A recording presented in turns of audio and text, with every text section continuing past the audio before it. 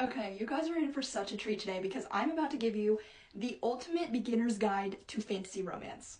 These are some books that I think are going to be a great first step into the genre in one way or another. There is a very high chance that you've started down one of these three paths.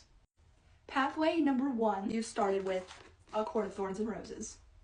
Pathway number two, you went with Throne of Glass.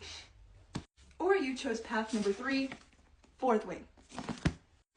If you chose A Court of Thorns and Roses, my first recommendation for you, These Hollow Vows and These Twisted Bonds, a completed duology. If you love the overall world of ACOTAR, if you love the human that gets taken to the Fae land, this is going to be for you. Now, in this world, it is the Seelie versus the Unseelie, and our main character, Bree, has made a deal with the Seelie court in exchange to keep her sister safe because her sister was captured. If you loved the trial aspects along with the Fae politics of ACOTAR, I encourage you to pick up Trial of the Sun Queen. This is a 4-book completed series, and it follows our main character, Lore, who is an absolute badass. This also has a really good secret identity trope and an amazing enemies to lovers. So fun, it's so fast-paced, it has such good history and politics, like the world building is just incredible. If you loved the retelling aspect of ACOTAR, I would highly recommend A Ruin of Roses. There is so much tension and angst in this book, but it's not as politically focused as ACOTAR or the other recommendations, so this is just if you wish ACOTAR was just more of a spicy fun time. If you liked the captor captured trope in ACOTAR, then I highly suggest A Deal with the Elf King. This series by Elise Kova is a series of standalones, but this book in particular reminded me a lot about ACOTAR because of the human that gets taken to the Fae lands. But it is so fun. It was just a really cozy fantasy romance. If you chose the Throne of Glass pathway, my first recommendation for this is A Song of the Marked.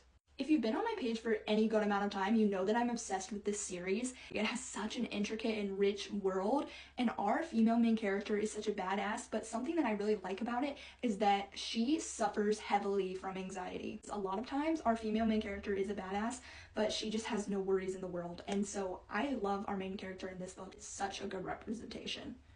My next recommendation is Daughter of No Worlds. This is a completed trilogy by Carissa Broadbent, and this is the love of my life. I need everyone to meet my girl Chazana because she embodies Selena Sardovian, okay? She is such a badass. She is definitely my top FMC ever. This series is so traumatic. It is utterly heart-wrenching, and it kept me on my toes the entire time. These books have so much war and loss and grief, and it just absolutely gutted me. And then there's the romance in this. If you want another male main character that is as devoted to his woman as Rowan, this, Max Antarius. I'm sorry? Max, okay?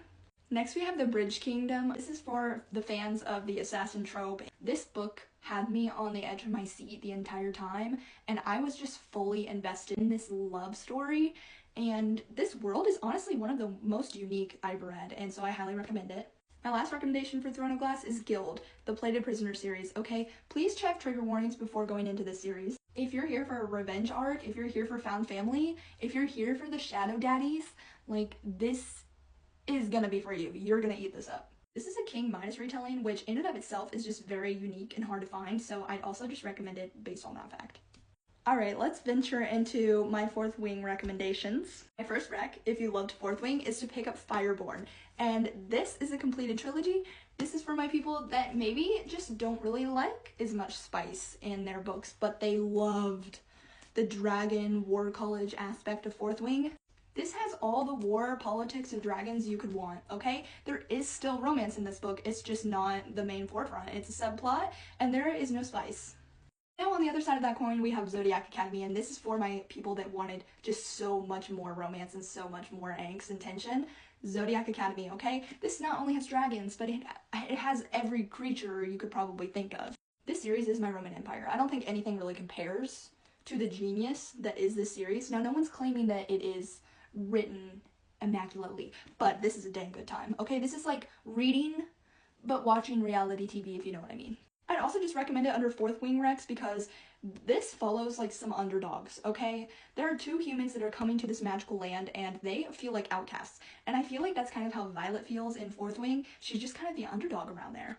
Okay, my next one is for if you loved Xaden, you need to pick up From Blood and Ash for Castile alone. Castile is probably my #1 book boyfriend, okay? He's absolutely obsessed with our female main character, Poppy, okay? He would literally rip out a guy's spine for her. I need that kind of devotion in my life. I don't know about you.